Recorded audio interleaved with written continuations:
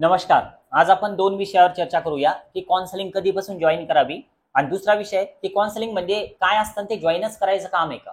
आपण स्वतःचं काउन्सिलिंग स्वतः नाही करू शकत का? महत्त्वाचे हे प्रश्न खूप. पण आता जर तुम्हाला हे महत्त्वाचं वाटत नसेल की आपली ॲडमिशन महत्त्वाची आहे, आपल्या होणाऱ्या चुका ज्या आहेत आतापासून आपल्याला माहिती झाल्या पाहिजे.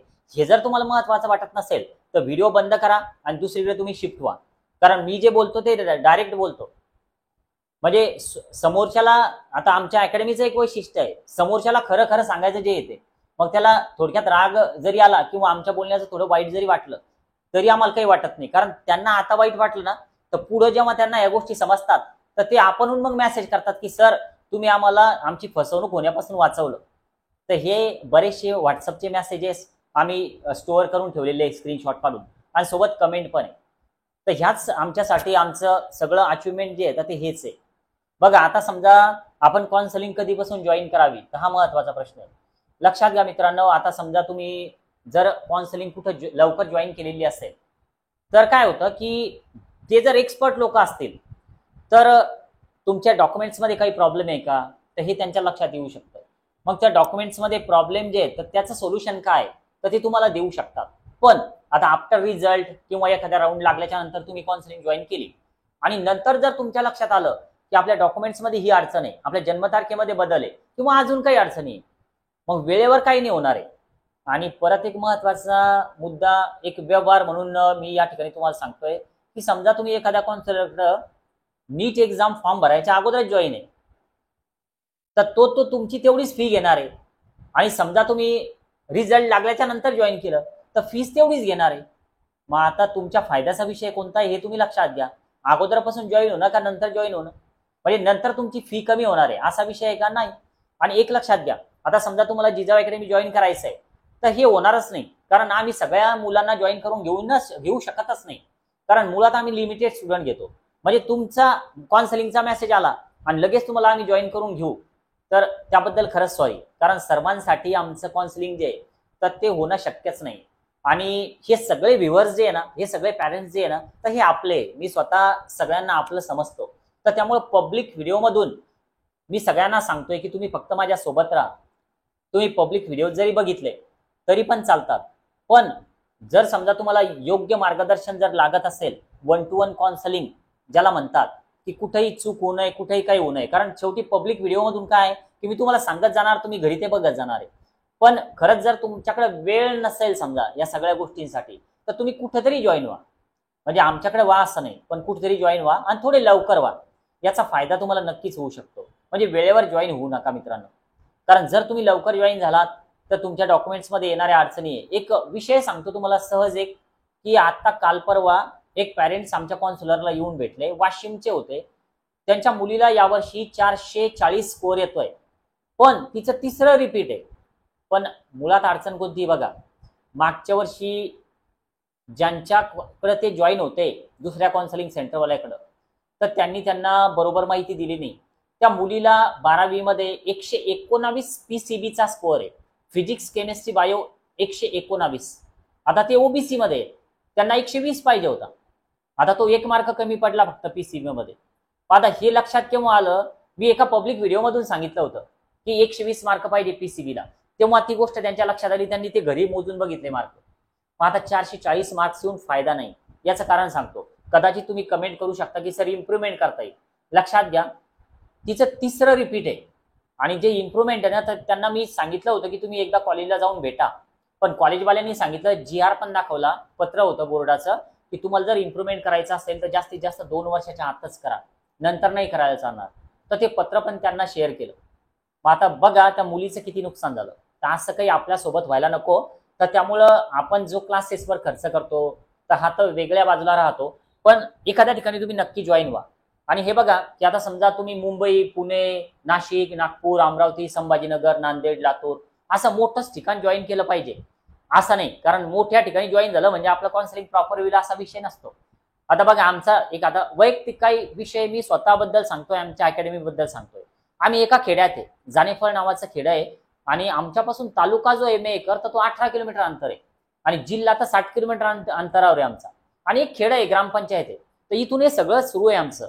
आणि आतापर्यंत असं झालेलं आहे की 2021 पासून दरवर्षी पब्लिकली सांगावं लागतं की आमच्याकडे येऊ नका, आमचं सगळं फुल झालेलं आहे. आणि मुळात इकडे कोणी येत पण नाही की 1 to 1 सर आम्हाला ऑफलाईन काउन्सिलिंग पाहिजे, आम्ही समोरासमोर बसून चर्चा करतोय, असं शक्यतोवर महाराष्ट्रासाठी होत नाही. पण जे आउट ऑफ स्टेट जाणारे असतात समजा पॅरेंट्स लोक, तर त्यांना एक वेळ गरज पडते की सर आम्हाला तुम्हाला भेटायचं एकदा, तर त्यावेळेस त्यांना योग्य टाइम दिला जातो आणि त्या टाइमनुसार त्यांचं ते सगळं काउन्सिलिंग केलं जातं. आता दुसरा महत्वाचा विषय येतो, आता काउन्सिलिंग केव्हा जॉईन करावं हे तुमच्या लक्षात आलं असेल, तुम्ही लवकर जॉईन केलं तर तुमचा फायदा आहे. आता दुसरा विषय अजून काय की नेमकं कोणाकडे जॉईन करावं आणि काउन्सिलिंग कशी या प्रकारची केली जाते. बघा आता प्रत्येकाची मेथड वेगळी आहे. आता समजा तुम्ही जर आमच्याकडे जॉईन झाले तर आम्ही जे डॉक्युमेंट व्हेरिफिकेशन करतो विद्यार्थ्यांचं, तर ते खूप वेगळ्या पद्धतीने करतो. आता हे कसं करतो हे पब्लिक मी सांगत नाही, याचं रिझन असं की इतरही काउन्सिलिंग सेंटर आहेत. आता हे आमचं युनिकनेस आहे, तर त्यामुळे हे मी पब्लिकली सांगणार नाही. आमचं डॉक्युमेंट व्हेरिफिकेशन जी जी प्रक्रिया आहे तर ती जेव्हा तुम्ही जॉईन होणार आहे तर त्या विद्यार्थ्यालाच माहिती होत असते. तर त्यामुळं ती सॉरी मी पब्लिकली नाही सांगणार ती, पण डॉक्युमेंट व्हेरिफिकेशन तुमचं होणं गरजेचं आहे. तुम्ही जिथं पण जॉईन होणार आहे तर त्यांना ते व्यवस्थित तुम्ही सांगाल की आमचे डॉक्युमेंट्स व्यवस्थित आहेत का, काही चूक असेल तर आम्हाला त्याचं प्रॉपर सोल्युशन द्या, हे त्यांना सांगा तुम्ही. आता परत एक प्रश्न असा येतो की नंतरचा पुढचा विषय, सर रजिस्ट्रेशन आणि चॉईस फिलिंग. तर रजिस्ट्रेशन करणं आणि चॉईस फिलिंग करणं हे काही काउन्सिलिंग नसतं. हे जे काम आहे ना ऑनलाईन कम्प्युटर सेंटरवरचं वगैरे, तर हे जर तुमचं प्रॉपर जर करून घेतलं, आता समजा तुम्ही मुंबईमध्ये आणि मी इथं जानेफळमध्ये बसलेलो आहे, तर तुम्ही मुंबईमध्ये पण करू शकता. फक्त तुम्हाला गाईड करता आलं पाहिजे, इकडनं तुम्हाला गाईड झालं पाहिजे, आणि हेच आम्ही दरवर्षी करत आलो. तर त्यामुळं तुम्ही निश्चिंत राहा, उलट तुमचे डॉक्युमेंट्स तुमच्याजवळ सुरक्षित, आणि तुम्ही जवळच्या कम्प्युटर सेंटरवर जर जाऊन हे सगळं केलं तर मला नाही वाटत की तुम्हाला कुठे जायचं दुसरीकडे तिकडनं इकडे यायचं काम पडेल. म्हणजे आतापर्यंत आमचं एक रेकॉर्ड आहे की ऑफिसला रजिस्ट्रेशनसाठी पालक आले पुण्यावरून का मुंबईवरून का नांदेडवरून, असं शक्यतो आम्ही होऊ देत नाही आणि कोणी येत नाही मुळात, कारण त्या दिवशी आम्ही सगळे लोक कॉलवर असतो आणि त्या मुलांना सर्व्हिस देतो.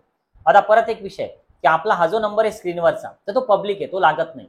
कारण आमची काउन्सिलिंगची जी पद्धत आहे ती कशी बघा, तो लागत का नाही लक्षात घ्या, कारण तो ऑफिसचा नंबर आहे. 11 ते 5च्या दरम्यान तो सुरू असतो, मध्ये ब्रेक असतो आणि कंटिन्यू कॉल सुरू असतात. तर त्यामुळे तो एखाद्या वेळेस लागतो, एखाद्या वेळेस लागत नाही. पण तुम्ही जर कॉलचा मेसेज केला व्हॉट्सअपला तर आम्ही कॉल नक्कीच आमच्या काउन्सिलर सोबत कनेक्ट करून देतो. पण हे पब्लिक सर्वांसाठी आहे. पण एकदा जर का कोणी आमच्या काउन्सिलिंगमध्ये जॉईन झालं तर त्याला एक वेगळा नंबर दिला जातो. तो नंबर इतर विद्यार्थ्यांकडे पब्लिकली नसतो, तो फक्त त्या एकाच विद्यार्थ्याला दिला जातो आणि असे 50 किंवा 60 विद्यार्थी त्याला तो नंबर दिला जातो. मग त्या नंबरचा ट्रॅफिक फक्त त्या 50-60 विद्यार्थ्यांपुरता मर्यादित असतो आणि तो नंबर तुम्ही केव्हा जरी डायल केला तरी तो रिस्पॉन्स देणार, तो नंबर लागणार. त्याला व्हॉट्सअपला मेसेज केला लगेच रिप्लाय मिळणार, तुम्ही कॉल जरी मेसेज केला तर इकडनं लगेच तुम्हाला कॉल येणार. तर ही सगळी पद्धत आम्ही नंतर पूर्ण करून घेतो. पण आता हे काही जे विषय आहे की ज्या आतल्या आमच्या ज्या प्रक्रिया आहे तर हे आम्ही पब्लिकली का नाही सांगू शकत, कारण हे आमचं युनिकनेस आहे की जे आम्ही 2020 पासून जपत आलोय. तर ते मला पब्लिक नाही करायचं, कारण मी जर पब्लिक केलं तर इतरांमध्ये ना आपल्यामध्ये काहीच फरक नाही राहणार. तर त्यामुळे मी हे पब्लिक नाही करत की आमच्या बाकीच्या प्रक्रिया कशा चालतात, पण त्या खूप युनिक आहे. तर त्यामुळं आता तुम्ही आम्हाला जॉईन व्हायला पाहिजे असं म्हटलं जरी मी, तरी ते कशावर अवलंबून आहे, ते सिस्टमवर अवलंबून आहे. म्हणजे तुम्ही व्हॉट्सअपला मेसेज केला आणि लगेच तुम्हाला जॉईन करून घेतलं असा विषय नाही. ते जर तुम्ही पूर्ण क्रायटेरियामध्ये आमच्या बसले तर ते तरच तुम्हाला ते सगळं क्यूआर वगैरे शेअर करून जॉईन करून घेतलं जाईल. ओके. या व्यतिरिक्त तुमचे काही प्रश्न असतील, तुम्ही कुठे जॉईन झालेले असाल, तुम्हाला प्रॉपर सर्व्हिस मिळत नसेल, म्हणजे जे पाहिजे ते मिळत नसेल, तर नक्की एकदा कमेंट बॉक्समध्ये सांगा किंवा व्हॉट्सअप करा. कारण काय आहे की आता समजा महाराष्ट्रामध्ये कोणी 3,000 घेतं काउन्सिलिंगचे, कोणी 5 घेतं, कोणी 6 घेतं, कोणी 10,000 घेतं, कोणी 18 घेतं. आता विषय ज्याचा त्याचा असतो. आता समजा कोणी 1 लाख रुपये घेतले, पण तो माणूस सर्व्हिस तशी देतोय ना. जर कोणी 1 लाख रुपये घेत असेल तर तो स्वतः कॉलेजला सोबत येतो, तुमच्या कॉलेजचे ऍडमिशन करून देतो. तर ते चुकीचं आहे असं मी म्हणत नाही, कारण तो तेवढा वेळ देतो तुमच्यासाठी तो व्यक्ती. तर त्यामुळं कोणी 1 लाख रुपये घेतले म्हणजे ते चुकीचं केलं या मताचा मी नाही. कारण त्याने जर तुम्हाला व्यवस्थित सर्व्हिस दिली तर तो नक्कीच त्याचं जे पण समजा मेहनत आहे तर ती तो घेणारच आहे. पण आम्ही काय करतो, आम्ही मार्गदर्शन करतो, आम्ही गाईड करतो.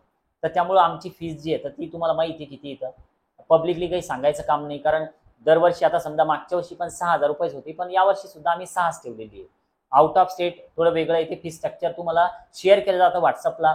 जर तुम्हाला जॉईन करायचं असेल तेव्हा आता तुम्ही जॉईन करू शकता. या व्यतिरिक्त जर समजा तुम्हाला UP MBBS करायचं किंवा कर्नाटक BMS करायचं भेटणं गरजेचंच आहे, तर अशा वेळेस तुम्ही व्हॉट्सअपला मेसेज करा. या इकडं व्हॉट्सअपला मेसेज करून, म्हणजे मी आहे का याची खात्री करून घ्या, तेव्हाच या. असं परस्पर येऊ नका. ठीक आहे, आज आपण थांबूया. Okay, bye.